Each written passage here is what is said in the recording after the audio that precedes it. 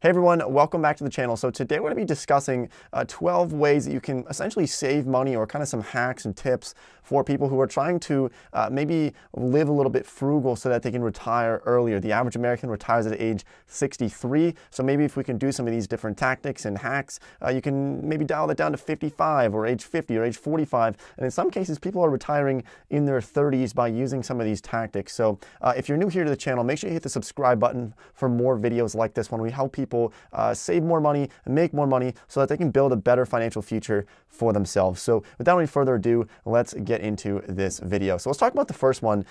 And the first kind of hack for frugal living is to really increase your negotiation skills. So we're talking about negotiating for all kinds of different items that are generally going to be bigger ticket items. So you're not going to negotiate for the lettuce at the farmer's market that's $2. There's no point in that because you look like a cheapskate and it's $2. It's $2. But we're talking about the items that might be, like a car, a house, really anything. Once you get into over a couple $100s for that item, a lot of times you can negotiate. And how do you actually go about negotiating for some big ticket item that you might be buying? Well, there's actually a book that I have right here. It's called Getting to Yes. So look, kind of increase some of your human capital here, build some negotiation skills. I read this book and I think it really helps with getting to a common ground, finding common ground, and saving a lot of money or making a lot more money when you're trying to buy or sell something. And so I think just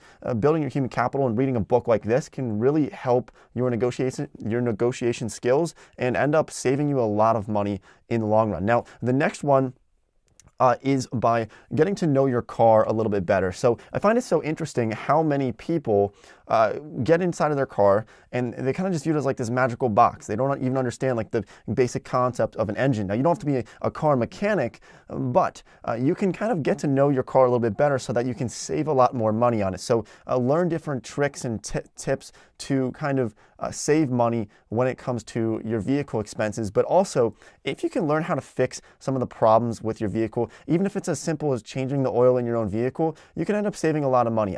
I know people who don't even know how to add more windshield washer fluid into their vehicle. They have to take it to the mechanic for that. So just kind of take some time to learn about it. And actually, I believe I have it somewhere around here. Yeah, so when I was in high school, I had this really old truck and the check engine light would come on every couple of weeks. And so instead of taking it to the mechanic, I would end up fixing it myself. And I use this really simple, it's like, you can probably find this on Amazon for like 20 bucks. It's called an OBD2 scanner. We don't have to get too technical into it, but essentially, if the check engine light comes on in your vehicle, you can plug this baby in and it'll essentially kind of tell you what's wrong with your vehicle, or kind of the general idea, the general area of what might be wrong with your vehicle. And so you can then see, look, okay, maybe it's just like the O2 sensor or the catalytic converter is not efficient or something. So you don't have to worry about it as much as maybe something that could be more serious that you do have to take to the mechanic. So that's just a little tip that I did that worked very well throughout high school. I saved so much money by just kind of fixing this myself.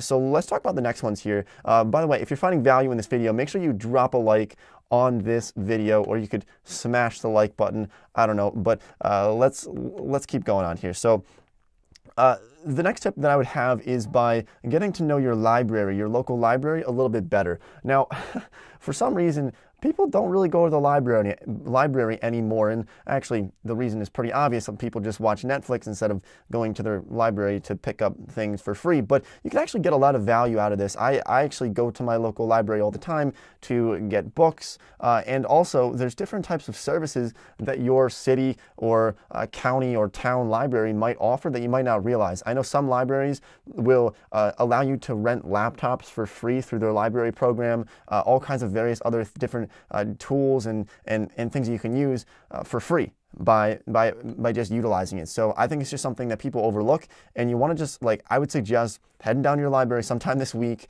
and you're probably going to feel weird walking into it because nobody ever goes to their local library anymore, but go in and see what they offer, or at least go on their website and see what they offer. And I think you'd be quite surprised to see that they might have Audible memberships, maybe a lot of audiobooks and different types of TV shows and stuff that they can kind of give you discounts on and stuff. So I just think it's really interesting. So the next one is by just saving money on clothing by having a pretty simple style. So I don't know if you noticed, but I like to keep my style kind of simple. I wear just pretty plain clothes, and the reason for this is because it allows you to not have to worry as much about what you're going to wear for the day. So you don't have to go gung-ho and like extreme about this like Steve Jobs, who wore like the same exact thing every day, or Mark Zuckerberg wearing like a gray t-shirt every day. You don't have to go extreme on that, but if you can kind of curb your style a little bit so you don't have to worry about what you're wearing every single day, it saves you a lot of time, and it can save you a lot of money by just buying simple things.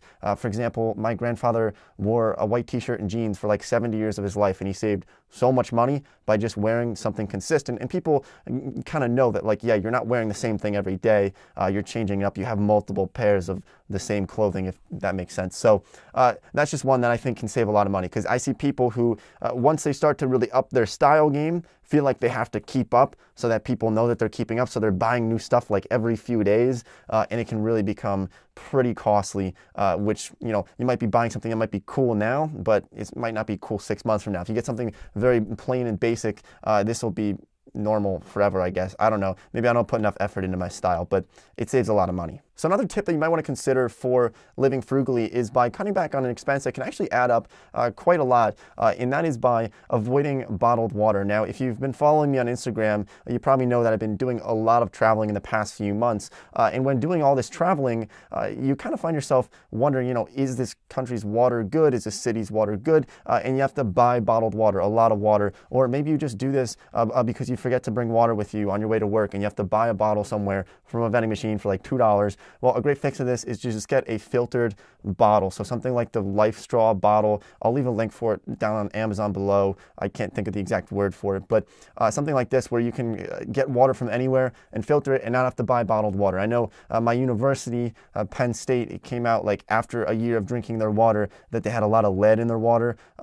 It's kind of weird. Educational university lead water, kind of counterintuitive. Yeah, either way, so now I just filter all of my water instead of having to buy bottled water. It really does save a lot of money. If you just calculate how much you spend on it, trust me, you spend a lot of money on bottled water. A lot of people do. And it's also pretty terrible for the environment. So not a big fan of that bottled water.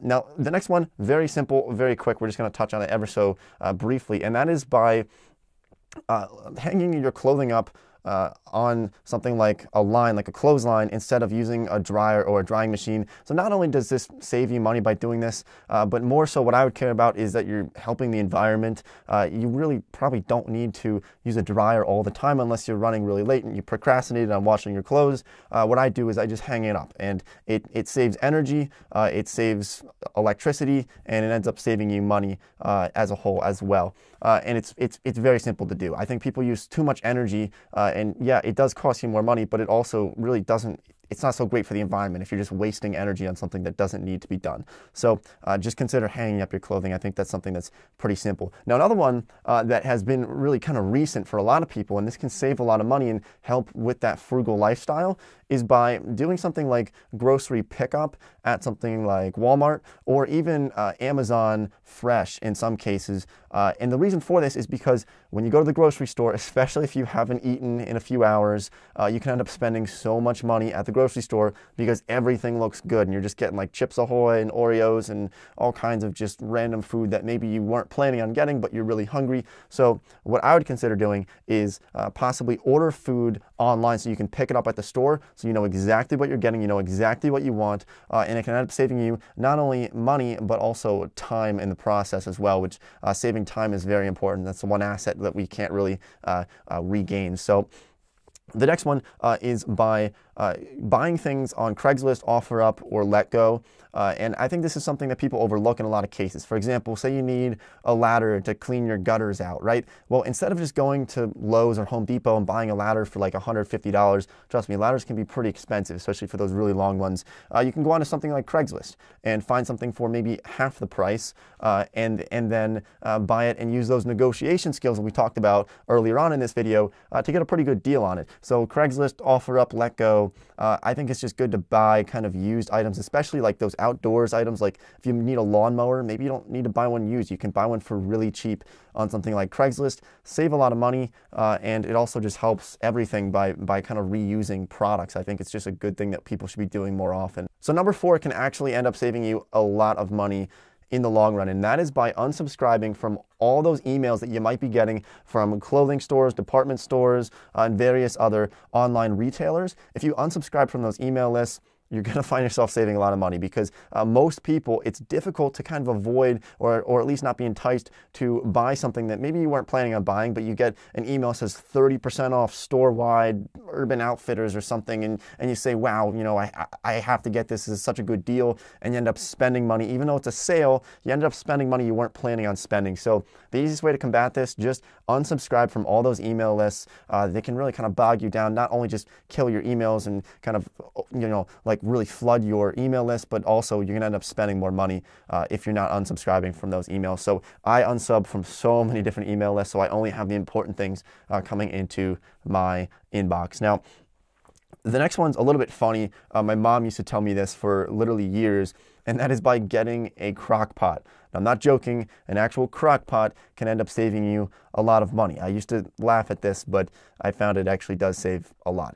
And that is because, you know, there's times when you come home from maybe you're working or at school or something, and you're really hungry.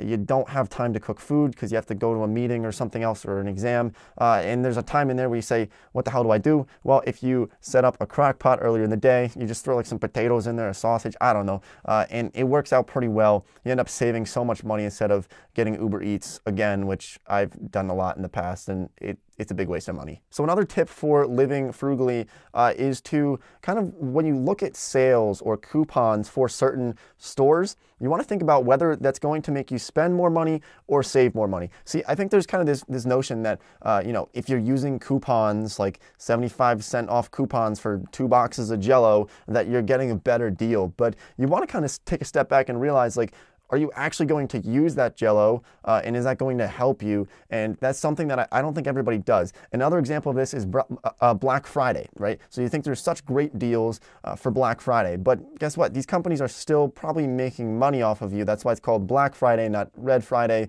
Unless you're Sears, you'd probably be going under. But you know, companies are selling a lot of stuff, and maybe you can get that TV for $150, but you might be buying those other items that might not really be worth it. So think about sales and whether they're making you spend more money or actually saving more money. Because I know people who are using coupons who end up spending so much because they're buying like weird things that they just don't need, but they're like, well, like, I got 50% off, so I bought it anyway. I'm never going to use it, but it's such a good deal, I couldn't pass it down. And I think that's the problem with couponing and thinking about savings. So just kind of take that approach, and I think you can save a lot of money. And so the final one is by, you know, we spend so much money on our vehicles. I believe that the statistic is from the Bureau of Labor Statistics. It's almost $9,000 per year that we spend on a vehicle, total vehicle expenses when you think about insurance and gas and wear and tear on your vehicle. We spend so much on cars.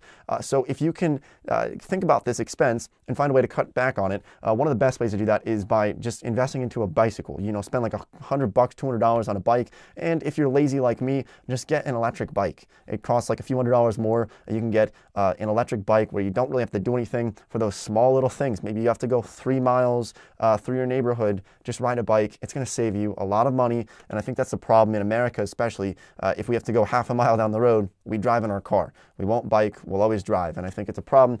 It costs us a lot of money, and it's not very effective. So if you enjoyed this video, let me know down below what your thoughts are on it, and share this video with somebody who you think this could help, somebody who's maybe trying to save more money or want to get their finances in order. Maybe consider sharing this video with them, sharing it on social media. I would very much appreciate that. So thanks for watching the video, and I'll see everybody next time.